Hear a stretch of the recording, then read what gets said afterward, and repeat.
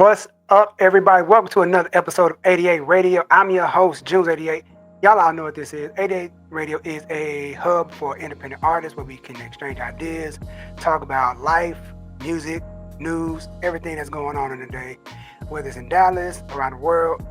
It's just a dope show. Today's show, gosh damn, this man right here, we've been cool since, no, I'm lying. I met him back in junior high. He wasn't cool then we got cool. We didn't know each other. We didn't really know each other back in junior high, but then where we meet at? In English class? I think it was.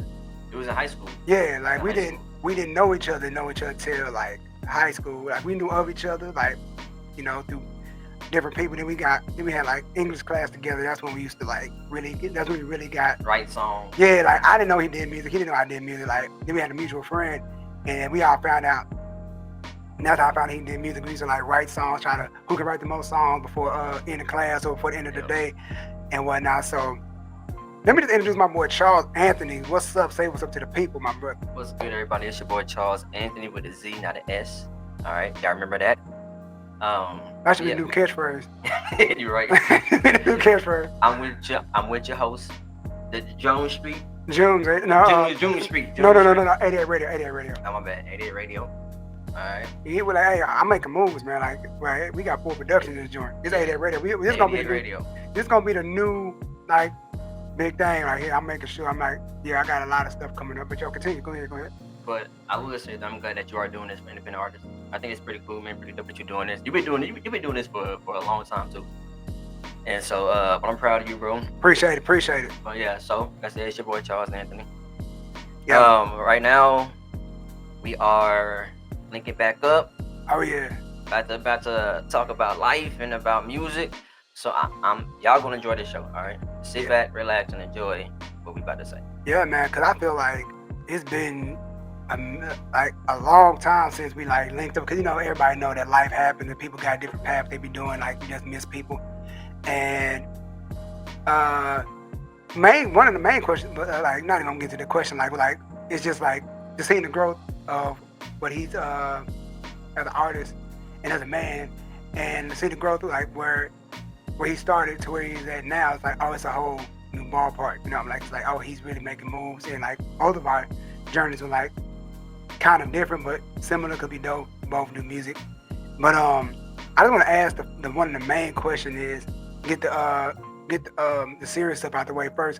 How has because you're a father now and you're a husband now.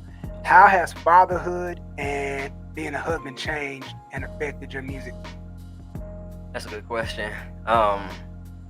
It has really it changed a lot because it motivated me to keep going. I want my kids to see their father, living his dreams and never stop. My daughters, they be in the car singing word for word to my songs. Right.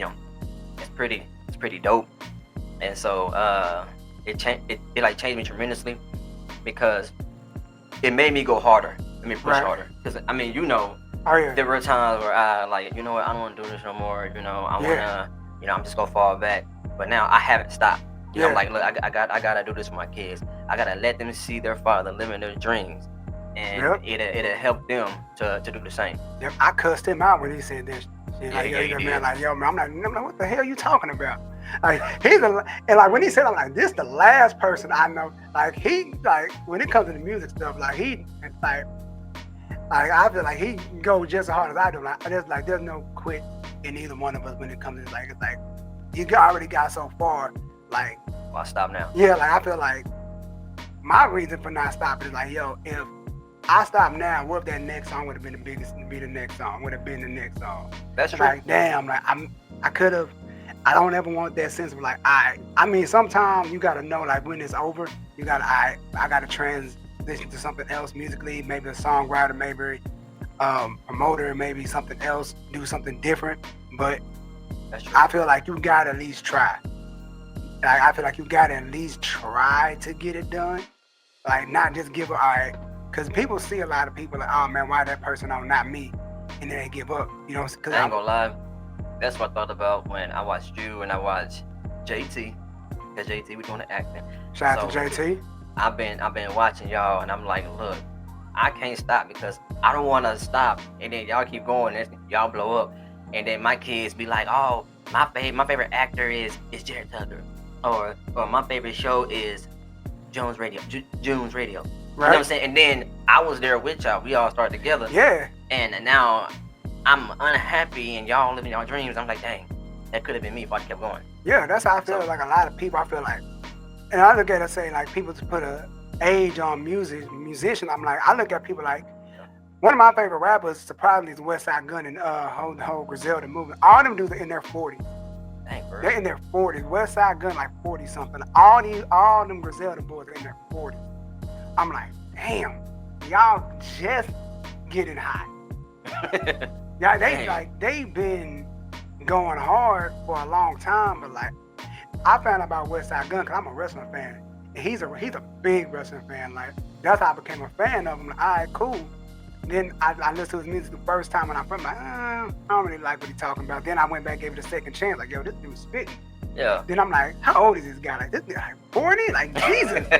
Like, and he has a big fan base, a big core. Like, damn, like, dude, I ain't got no reason to stop now. Like, if he can still do it, and he doing shows in Paris, all these big fashion week shows. Like, yo, this is.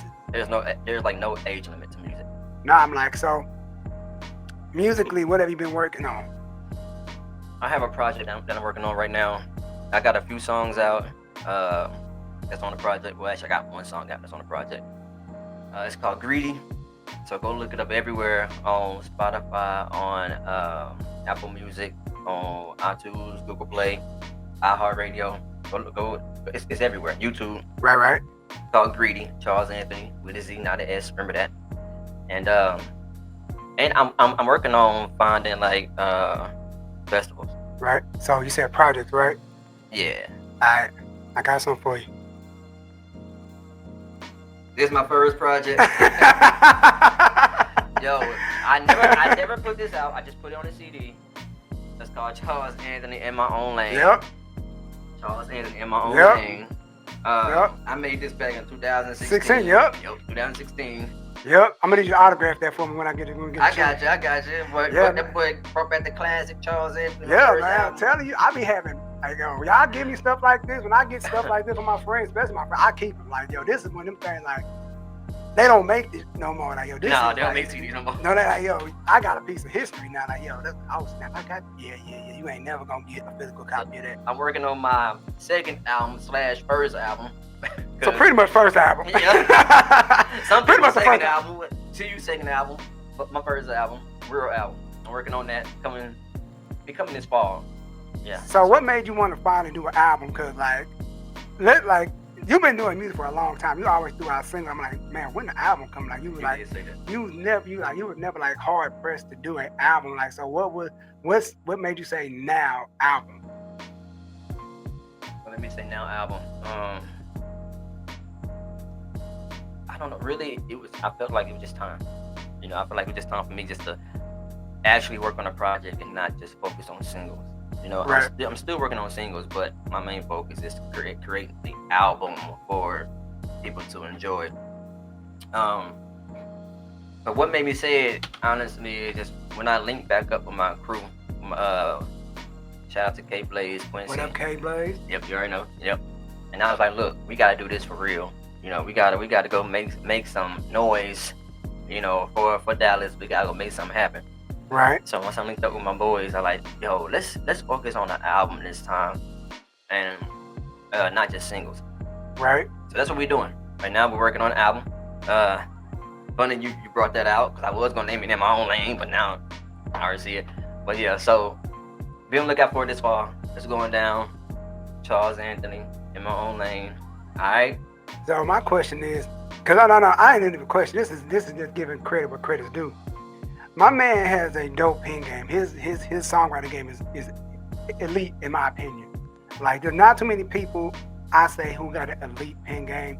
There's not that many I can say like, oh my gosh, this song is dope. Cause I write songs, I hold myself to a high standard. I can write a pretty decent solid R&B joint. I've done it. He's witnessed it. That's true. and he writes amazing. Like, Thank you, bro. homie Chris, he writes amazing. Like, that's another lane of like, I got it. that's Buddy over there with it. Like, I'm like, bro, like, pen game is insane. But like, that's when I hit him up like, yo, man, you talking about quitting, but your pen game is elite. Like, dog, what is like? So as a songwriter, I know a few songwriters. Shout out to Nicole Marie, she writes and does the sync placement stuff. What's good, Nicole? And my thing is, we used to talk about it as when we were kids in high school, like having those songs that you write. Like, could you give up a certain song now? Like, yo, do you think like if you wrote a song, like, yo, I'm gonna try to get this to a certain artist, but like you get that you're a songwriter, like, yo, you got a certain song, like, yo, do you think you could give up that one bang, like, yo, this is just too good, but you know it could be bigger if like a Chris Brown got it or somebody like a Usher got it? Like, could you get that song up? So if put that on my mama, that song. If you're like, yo, this song will be bigger if Chris Brown, but you love that song, like, I give it to him. That's money. You know, I know Chris Brown could do it better, so why not? I mean, I got plenty of songs, you know. So just giving up one song, that's cool. That song may break, and then it may help me get into the game. Right. So yeah, I give it to him. I mean, I thought about that. You know, like I said, you know, I came from Atlanta. Right. I had did like this songwriting Let's talk about that. How did that go? Man, that was the best experience. I'm not gonna lie to you. It was the best experience that ever happened to me because. So I was in there with a bunch of producers and songwriters. So I'm gonna tell you what happened. So this is what. Tell us what happened. We got down there. We was in. First of all, how'd you land the gig? That's the first question. So I saw it on Instagram, right? Okay. So I saw it on Instagram. This girl Ashley, she posted about it, and what really caught my attention was the fact that they said that the person that makes the best song, you know, they will produce like the record, right, and stuff. So I was like, you know what, let me go ahead and get this a shot. So cool. I hit her up. She told me about it, and she like, I want to do it. Then you know, you had to pay for it. So I paid. I flew down there. When I got down there, it was about, I mean, it was about 10 of us, 11 of us. No, like 12. It was 12 of us. So we all down there. As soon as we get down there, they bring a truck. No, they bring a van. They bring a van, take us to the location. So when we get there, as soon as we get there, we all introduce ourselves, and then boom, we at the studio. So we get there like around 6. They didn't pick us up to about like 7:30. Right. So then we get to the place. It's like an hour away, so we didn't get to the place till about like 8:30. So as we get there, we hop out. We go to our rooms. They had our rooms laid out. So we find our bed, put our stuff down. We all meet downstairs, and then we introduce ourselves. Boom. After that, all right, we hit the studio. We was in the studio from like 9:30. So at least me and my group, we was in there from 9:30 to 9:30 p.m. to 5 in the morning. Good Lord. Now look, this is how it went down. So as soon as we hit the studio, you had producers in each room, right? So we had producers, but they all was producing like hip hop, you know, songs. So you would choose a room where you want to go to, and you would write to the beat. So we in there, they're producing beats. We all writing to them. Luckily, my homegirl that I met down there, she grabbed me out the room. The R&B people, they was in this one small room. I didn't know. So she came in and she was like, Charles, come in here with us. You write R&B songs. So I'm like, all right, cool. So I go in the room, the R&B room, producer in there, he produced this beat. We in there writing. So now I'm feeling it. I haven't wrote a song in a long time. Man. I lost, like, I had writer's block. Like, literally for years. I know that feeling. I know that feeling. For years. But I was in there with a bunch of creative people. So we all just in there just vibing off each other. And so this one girl, she came up, it was called Back to the Streets. So she was singing it. And so I was like, all right. So we supposed to like battle it out with each other. So now I just start writing. I'm writing, blah, blah, blah, blah. All right, cool. We recorded it. That 07 Charlez came back. It came back like doing nothing. Boom. All right. Now it's like maybe 3 in the morning or like 2:30 in the morning. Everybody leaving besides us. So the producers that we all was trying to meet, like the big time producers that's in the game, they saw us in there working. They was like, man, y'all still in here working? I mean, that's good. So they came in there with us. So now they in there with us creating beats and stuff like that. We all just hanging out. And they were like, man, we love y'all vibe. We love how hard y'all going. So we stay there at like 5:30 in the morning. All right, 5:30 in the morning, boom, we all go to our room. We all go to sleep, wake back up at 6. Wake back up at 6, we eat breakfast, and then boom, back in the studio. From 6:30 to like 6:30 to like 3 p.m. All right, so we in the studio for that long. I'm like, bro, when I tell you that shit was crazy, it was crazy because all they did, when they say they literally eat, you sleep, you hit music, that's all they freaking do. Man, that was the dream back in 2007. Those just to write music, man, music all day long. I remember we used to sit back and talk about shit like that, like yo, like me like at school, and then like call each other right after we get out of school, like on a Friday, like yo, be on the phone, like bro, man, we gotta yada yada all this stuff, cause like people know me, I was always on this like tech, media, music shit. You know what I'm saying? So it's like me doing this is like I'm living it, and it's like shoot. And I was like, this is what I wanted to do, and I just need a platform. And shout out to my sister Adriana, cause we was talking about it goes back to music. I'm like, yo, we was talking about podcasting and whatnot. She wanted to do one. She said, yo, I want to do it, but I want my room to look a certain way. And she said, you know what? Screw that. I'm just gonna get it, cause if I say I want to get it a certain aesthetic look, I'm never gonna do it. Yep. So I'm like, F it. That night, I sent her the same equipment I got. I said, yo, here's goes some stuff I found. It's affordable. Then I said, I waited. I said, you know what? Screw it. I'm just gonna buy it. And I'm just gonna go for it. Cause now I got it. I gotta use it. You know what I mean? I'm not just, even though it's affordable, I gotta use it. Like, and it goes back to the hunger and the grind. Like we was like, we really wanted it. And to see some of the friends that we got still cool with, like they don't do it no more. It's like, man, it's like some of these people got a lot of talent. Like some of these people got a lot of talent. They don't have to drive. It's like, and I talked to one of the homies like, yo, girl, why you not doing it? It's just not for me. You know, I just don't want to. You know, I just never. You know, I feel like some people just don't get that break. They just can't see it. They get in their own head. Like, you know what I mean? Because like that's how the game go. Like, I mean, like it's. People like think it's a phase, like nah, I'm just doing it because everybody doing it. But like if you really got a hunger for it, you're really gonna do it. Like I'm really gonna do this, and that's why I always say I commend him, because he kept driving and just kept going. Like that made me want to go hard. Like seeing my friends go hard, I gotta step up. Like why I ain't working on nothing. Like when he said he wasn't giving, like nigga, why? Like why? This ain't the guy I know. This ain't the Charles I know. Like the Charles I know, like wouldn't give up. Like what's wrong? You think you ain't? And I'm like, you ain't got the pen game no more. It goes back to what you had said when you said, you know, the people don't see the vision no more. I didn't see it no more. I'm getting older now. You know what I'm saying? So when you get older, and people tell you, you know, this like a young man's game or a young person's game, and you're like, damn, like, am I ever gonna get the opportunity? Like I know I can do it, and I know I can do it better than a lot of these people that actually make it. Absolutely. And that goes back to what? Okay, so I don't know if you saw who said what's his name, Mackie, the Captain America, Anthony Mackie, and he had said it. You know, he was just like, you know, sometimes it's about who you know. Right. You know, sometimes, you know, it just takes that one person to see you. Right. You know, and that can get you into the game. Yeah. And I feel like I haven't really found that person yet, so I'm trying to. I'm doing it myself. You know, and all right. Sometimes it takes longer than what it takes other people. Yep. So I tell people this all the time. Talk to me. You gotta enjoy the journey.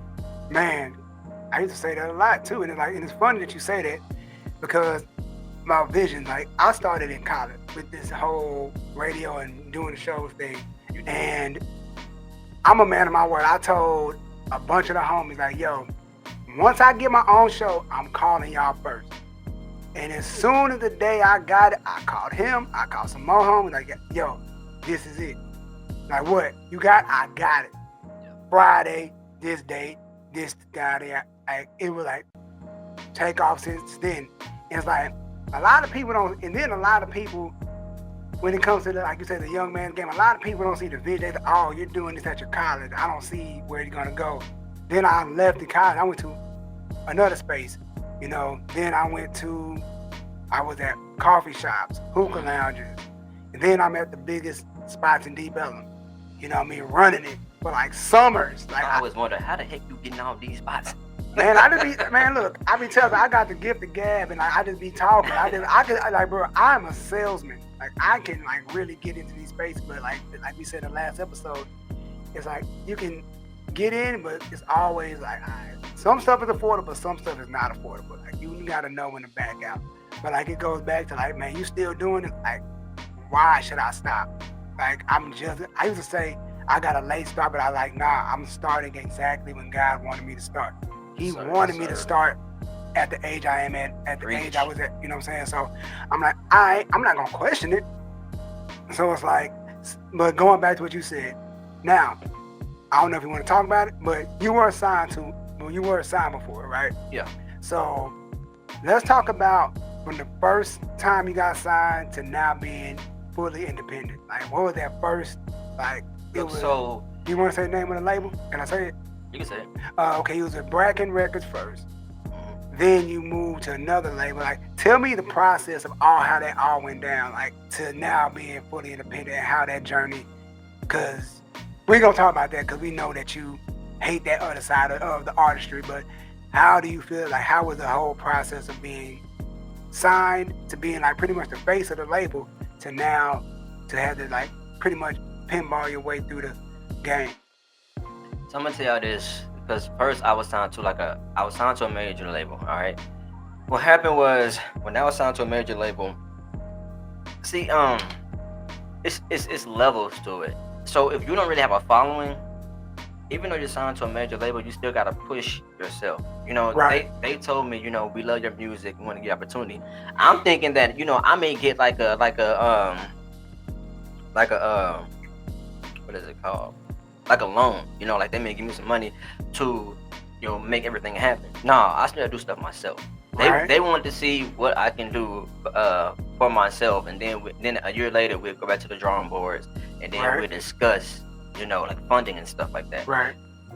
My thing with that was I was like, what's the point of me? And even though I did sign to them, which was my fault, it was stupid because I was still in the same spot that I was in before because I didn't get no funding, you know? And so I got dropped from a major label, then I got signed to an independent label. And it was pretty much the same thing. I was pretty much, you know, working for myself still pushing myself. Right. So it really wasn't nothing different than what I was doing now, but I was just signed to a label. Right. You know? So I tell people, you know, if you're doing it yourself, don't sign. It's really no point. Yeah, that's how I used to tell you. I'm like, yo, man, ain't no need to get signed. You told me that plenty of times, but I was like, I kept thinking that I was going to get help. You know, I was going to get pushed. If I create this music, they was going to help push me, but no, they wanted me to push myself and build my own fan base because nowadays it's not like how it was back in the 90s and stuff. Nowadays it's about your social media presence. And let's keep it a buck. No hate, no shade, but a lot of these people that you see, you're like, man, it's the following don't match the music. That's true. It's because I remember like somebody said on TikTok. Now there's an artist named Realist K.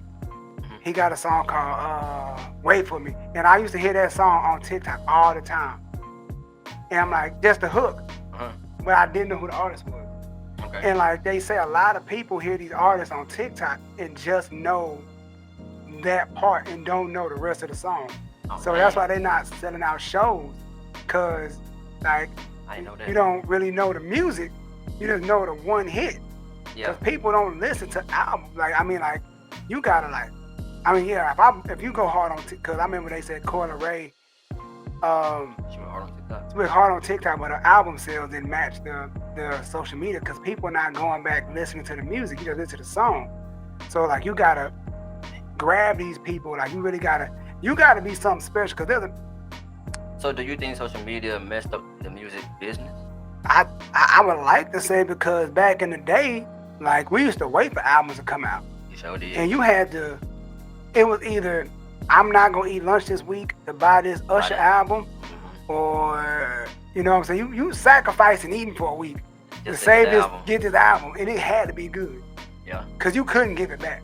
I mean, there was CD stores you can go sell your used music. You know, you can do that still. But now I'm like, this was CDs back then was like $10 back then. Like $10 back in the early 2000s was like $100. Especially to us kids. Exactly. We was teenagers back then. It's like that was like yo.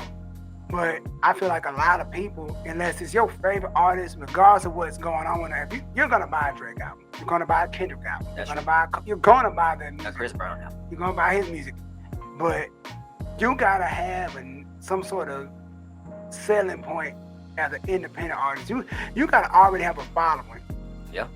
You gotta have somewhat of a following, because like I used to tell him, like I feel like he already said it too. Like I feel like if you already have a following, you do not need a label, because all they're gonna do is hold you back. I tell that to people all the time. Why are you signing if you already have a following? They're just gonna take your money. Yeah, because I feel like if I can tour on my own, like I can already do a 10-city tour or a 20-city tour. Mm-hmm. Alright, and I can make X amount. I could, but not budget. I can estimate how much money I'm gonna get per city, and what the whole thing's gonna be at the end of the tour. And excuse me, I feel like I can do that. So why do I need a label if I can already get into these spaces? I've already built relationships with these people. I've already did the legwork. Yep. Only way I feel like I used to say to sign to a label is if you can get me into a space that a building that I can already get myself into. I like that. That's the only reason. So you are definitely right. So back now being independent, because he told me he hates doing the social media part. He hates the booking part. He hates the marketing part. So how has the change from now I have to do the thing, the one thing I said I did not want to do, how has that affected you now that you have to do it? A lot. But it's also made me better on social media, because I found ways to get people to look at my like the Instagram ads. Right. I really didn't know nothing about that. And when I asked you, I was like, is that actually a good thing to do, Instagram ads? Because I'm new to all this social media stuff. I like doing it the old-fashioned way. Facts. And so, but I've been seeing Instagram ads pop up on my news feed and stuff. So I gave it a shot. And when I gave it a shot, I started getting a whole bunch of followers, and it's organic. It's not fake followers either. I go click on their page and make sure that they real. And so, it's helped out a lot. And it's helped me out to stay on it, stay on top of it. Right. Because we need it now. It's never going back to the old way. So you gotta adapt and adjust to the new day and age. Right. And so, it's keeping me going, and I'm actually enjoying it right now. And I know that it takes time. My thing was, I'm like everybody else. I want things to happen so quick, and I want that instant millions of followers and crap. Right. Not knowing that it takes years to build that up. Right. So, but doing this has really kept me going with my music. Like I remember, like going back, like I said, we've been boys for years. Like I remember those conversations we used to have. Like, yo, what if we record a song? And that was back when MySpace and stuff was just popping. You see everybody was getting like 1 million freaking views on YouTube. It just came out. Yep. YouTube had just popped. Like, yo, man, I remember one of our dreams was, we gonna record an album and put it out, and that mug gonna go viral. That was before viral was a thing. Like, it's gonna go stupid today. Like, we were so stupid. We were so idiot. We were idiots.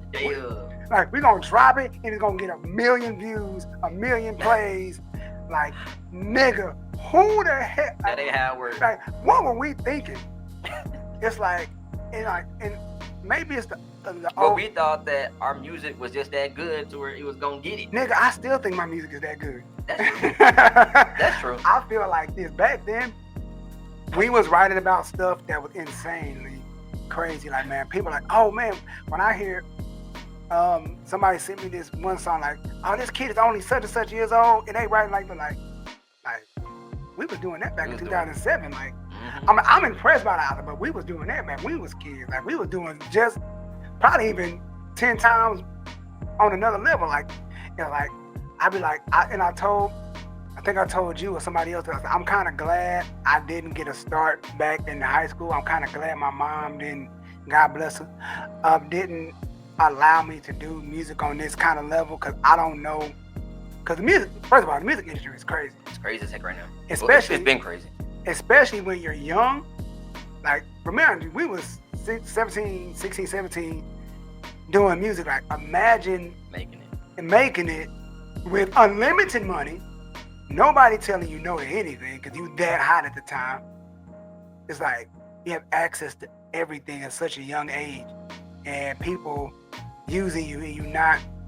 Like, I'm glad I'm older because I could cuss or something. I could cuss a motherfucker out now. Yeah. Like, yo. That's why they don't get nobody your age. You know what I'm saying? Because a lot of people, like, they want yes men around them.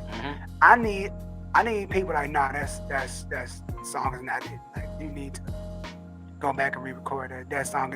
Because like Tube said, because like once you record it and put it out to the world, you can't go back. No, it's there forever. It's like, there's projects right now. Like my first project, I'm like, I liked it at the time, but I go back, I could have did so much better. But at that time, it sounded so good. Yeah. June's World, the first one was such a, that 2017 was such a good year for that project. I feel so good about it, but when I go back, I cannot, because this fool, he goes back to listen to his music. I'm like, nigga, you are crazy. Like, I can't go back and listen to my own voice. Like, nah, I got it. You get like a good month of me checking it out and listen. All right, then after that, then on to the next one. I go back and I hear the change in everything. Oh yeah, that too. In the growth, or sometimes I may feel like, dang, like I did better back then than what I'm doing now. So let me go to the drawing board and see what can I do.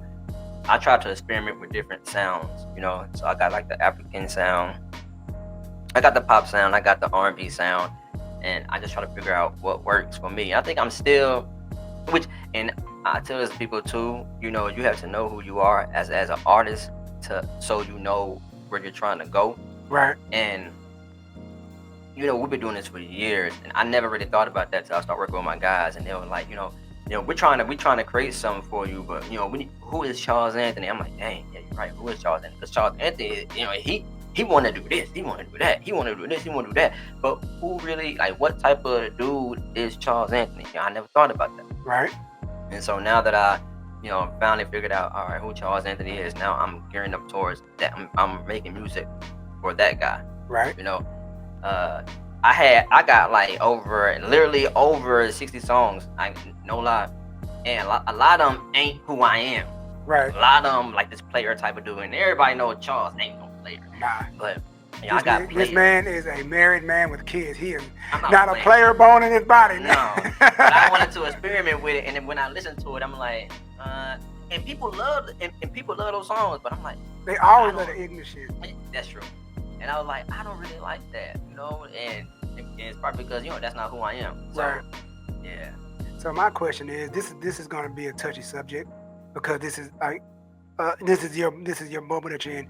How do you feel about the state of R&B right now? Is it dead? Is it just on life support? Because there's not a lot of R&B people that I listen to as of now. I listen to Giveon. I used to listen to Division. There's a few R&B people that I listen to. But how do you feel about the state of R&B right now? Do you think it's like... I'm gonna be honest with you. I used to think it was dead. All right. I always say your R&B is dead.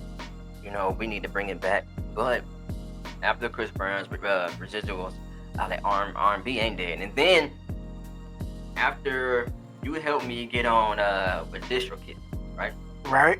After I got on DistroKid, and it made me like the Spotify stuff and the Spotify playlist. Bro, R&B was never dead. I done found a whole bunch of R&B songs from artists. Like I don't really know their names, but I've been listening to them like on my playlist, and I was like, dang, like this is a dope R&B song. Oh shoot, this is a dope R&B song, even with the females. And I'm like, man, I'm missing out because I listen to certain people. I listen to like the major artists, right? And I never really ventured off into like the independent side, you know. Yeah. And now that I have, I'm like, it's a lot of R&B songs that I don't know about. I'm not gonna say people don't know about, because you may know about the guys that I'm talking about. I'll let you see later.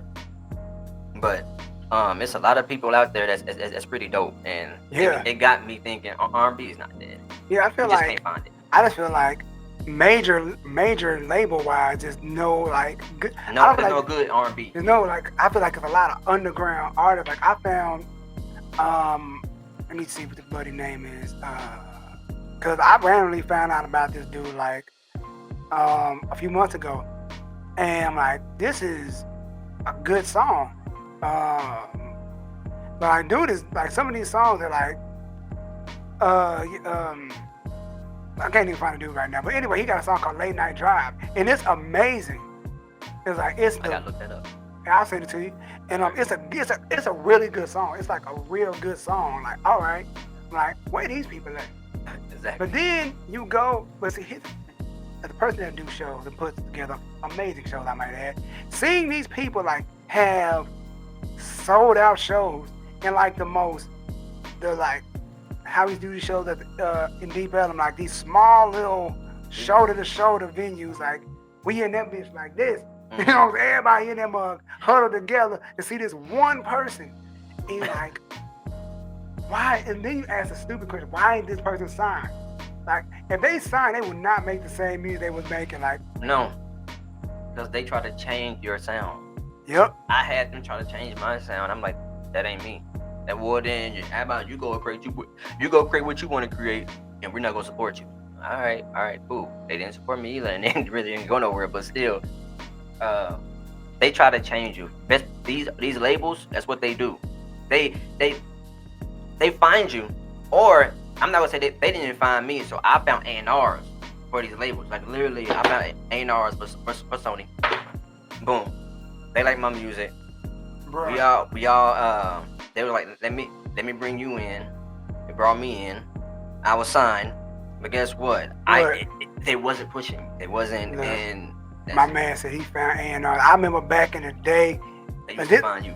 That too, but I remember when you had to find A&R. I used to look on CDs back in the day.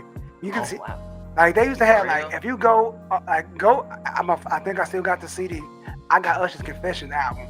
And when you look on the CD, on the cover of the CD, on the CD, the physical CD, they have LaFace Records number on the CD. I didn't know. Oh wow. Dude, I was that like thorough. I'm like, oh, I got the number. Yeah, the address and the number. They like, I got the album. I'm gonna show it to you when we get done. I'm like, dang. Bro, I called LaFace one Friday morning. One Friday during the summer, I called. And somebody picked up, like, oh shit, I didn't know what to say. I panicked and I hung up. I did that before too. It's like, yo, I called and they picked up. You know what I mean? So it's like, but like nowadays they don't have artist development. That's why some of these, like back then you had to develop an artist. Okay, you wonder why. Okay, we got Songs in A Minor by Alicia Keys. Then like 2 years later we got Diary. Like, you used to have to wait for albums. Now these albums come out. Boom, boom, boom, boom. You drop an album in, what month is March? They dropping another album in August. It's like, you just gave us one thing. Like, it used to take years before albums came out. You drop an album, you go on tour, then you come back, start working on something else. Yep. But nowadays, it's also because of the fans. You know, we want things instantly now. You know, because of the internet, everything got to be instant. Back then, we didn't have the internet and stuff. So remember, we had to around as soon as we got out of school, we had to run and go put it on 106 and Park. Shoot, I'm trying to see what's the new joint of the day, man. Or remember what they used to have, like what was it? Remember this? Premiere, world premiere. Exactly. Man, you was home, bro. They said, we're dropping the world premiere. Usher's Let It Burn. Yeah. We used to run home to go see that. Man. They don't have that no more because it's all there on the internet, on YouTube and stuff. So nowadays, it doesn't give you that feeling. You know, now it's just instant gratification. Yep. You know, and if you don't get it, you mad. Yep. And I feel like I said on the first episode, like I believe CDs will come back because vinyl came back. So? Yeah, because vinyl came back. Nobody would. You think the people would take cassettes, tapes came out, and this CD, like, yo, people thought, oh, vinyl will ever come back. Like, man, vinyl, that ain't never come back. But you still had record shop. God bless my dad, he had records. My uncle still has his records. Dang. My it's like records still exist. People still go crate diving. But I feel like one day CDs will come back because your kids, how old are your kids again? 5 and 2. 5 and 2. So by the time they like in the 8th or 9th grade, CDs will be back. Like, yo, I want to get that new such and such CD. CD? I still got that CD. You know what I'm saying? I still got the original CD. What about the internet though? They still got the internet, so. But still, there's something about having like you think people got vinyl records, but you can still listen to Thriller on YouTube. But there's something about taking that CD out there, vinyl out the plastic and putting it on the record player and hearing the scratch, and it's an experience. Yeah, I agree. I need kids to realize CD skip. I need y'all to understand how annoying that is. We god dang. It's like you gotta understand the torture we had to go through with a CD. It always skips on your favorite song. Oh. It always skips on your favorite song. But like, my thing is, once I'm able to do like my own tour, I want to do everything like old school. I want to put up the flyers. I want to do like everything old. Like you gotta like, I want to give my fans an experience. Like, oh, 88, he does like this is his marketing is genius. But it's kind of like saying like, I want to do something. Oh, if you find this sticker, I'm put this sticker right here. If you find this in Dallas, you get 2 free tickets to the show. You get backstage pass if you can find like little stuff like that. I'm gonna be at this one spot. If you know me and you know where I be at, I'm at this spot and I got 2 free backstage passes to the show. And if you find me, you get these. I want stuff like that because that's like, that makes your fan like, because Topic, aka now he goes by Tommy Raps. He had an album that came out called Mad March. I got the album and it came with a T-shirt.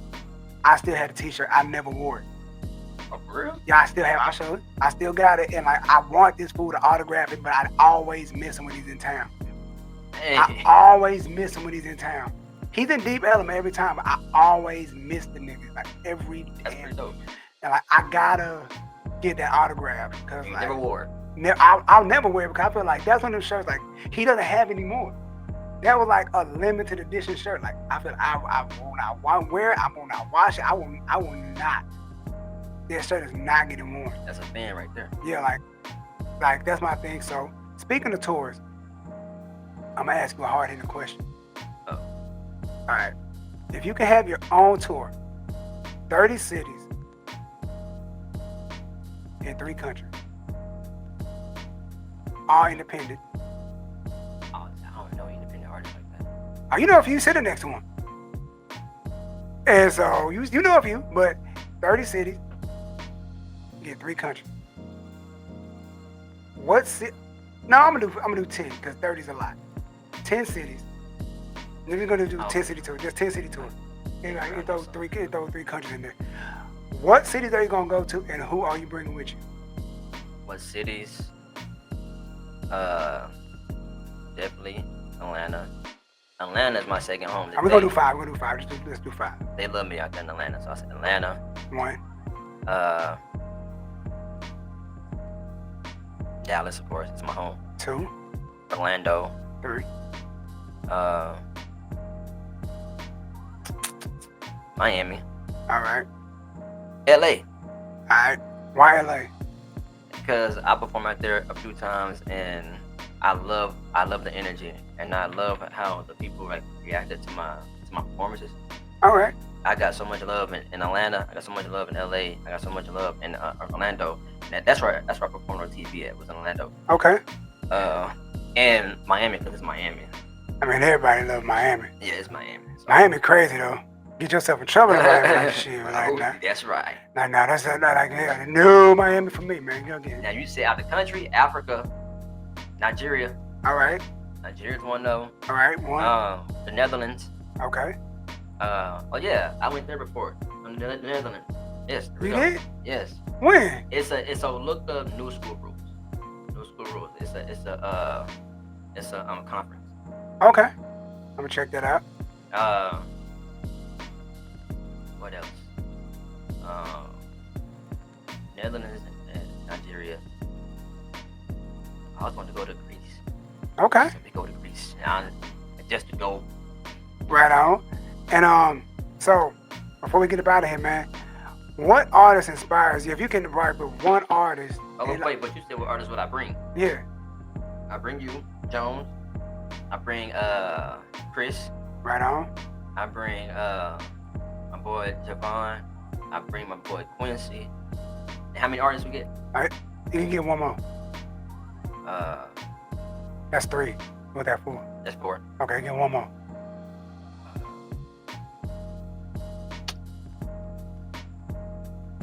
Nicole, she wanna come? Right on. So I want to say this: since you are a father and you do make music, how do you try to like alter your music to so you know like yo? Because a lot of people still, a lot of R&Bs, they still make that crazy music. Like is there stuff that you don't want to sing about that you don't want your daughters to hear, or you're like yo, they gonna hear it anyway, so I'm just gonna say it and they gonna hear it. I'd rather them hear it from me than somebody else, or like you try to keep it like kind of squeaky clean or whatever. I keep it squeaky clean, but not just for my daughters, it's because I want everybody to enjoy music. Right. I want the kids, I want the adults. I feel like I make music for everybody. Right. It might be a couple of songs that I don't want my kids to hear. They already heard it anyway. Right. They already heard it anyway. I think that's their favorite song. They be singing it Damn. word.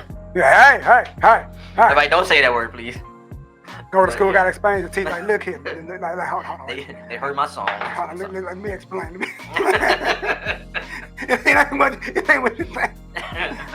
Like, I'm not that kind of father. Hey, let me explain. I'm not that kind of father. Like, fine. Like, look me up on Saturday. Come on.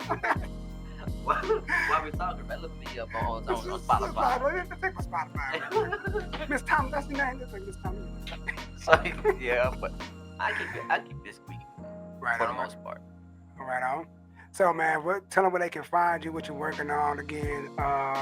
Just plug yourself. They can find me on Instagram at CharlezAnthonyMusic. Remember, with a Z, not an S. CharlezAnthonyMusic. You can find me on Spotify, Charlez Anthony. What else? I got a website out. My website is CharlezAnthonyMusic, and it has all my social media stuff on there. Okay. Go to my website, CharlezAnthonyMusic. You will see all my social media stuff right there. Right on. Well, y'all know how to find me. Y'all know all my links in the description. This has been another episode of 88 Radio with my boy Charlez Anthony. Make sure y'all follow him and subscribe to him on you on YouTube, right? Oh yeah, my bad. CharlezAnthonyMusic on YouTube. All right, we gotta follow him on everything. Like always, we will see y'all next week. Hope y'all enjoy the show. No problem. Got to bring you back when you get the album cooking up. Yes, sir. And so, like I said, thank you. Like I said, comment, like, subscribe, and we will see y'all later. Peace.